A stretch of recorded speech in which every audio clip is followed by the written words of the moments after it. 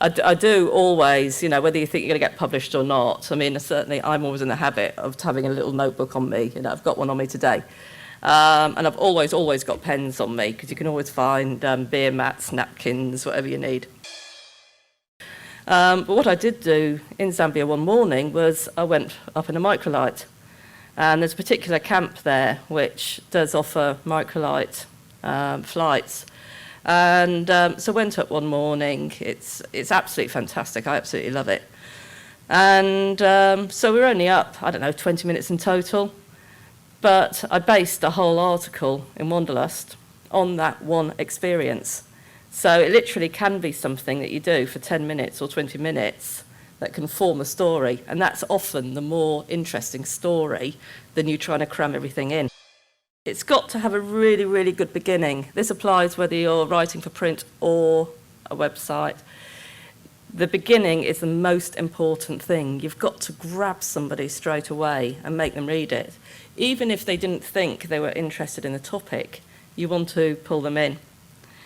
And so when you start off, you probably know what topic you want to cover, but spend an awful lot of time thinking how you're going to start it.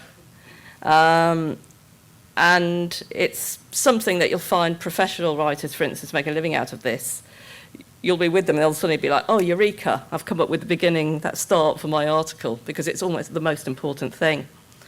If you're writing a more factual advice type piece, it can be sometimes a bit trickier to come up with a good beginning.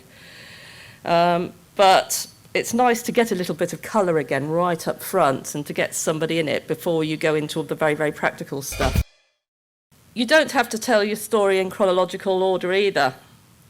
So if you are writing an anecdotal piece, don't start like so many people do, saying, I was on the way to the airport. Or we had somebody once send something in where, actually, we've had more than one person send this opener in, where they're taking off on a huge plane. So more recently, it's obviously been the A380. And it's, I can't believe how such a big plane can stay up in the sky. And not really what you want to be reading. So you don't have to have any of that. So if you're writing, for instance, a first-person piece, as you've seen there, get yourself right in the heart of the action straight away. Take the reader there. You can then backtrack a bit, You can then tell things in flashback, or you can then, in the third paragraph or whatever, say exactly where you are. What you leave out is important as what you leave in. I'm sure you all go on fam trips of some type or other, and it's very, very common that you've been on a trip and you've been shown an awful lot of places.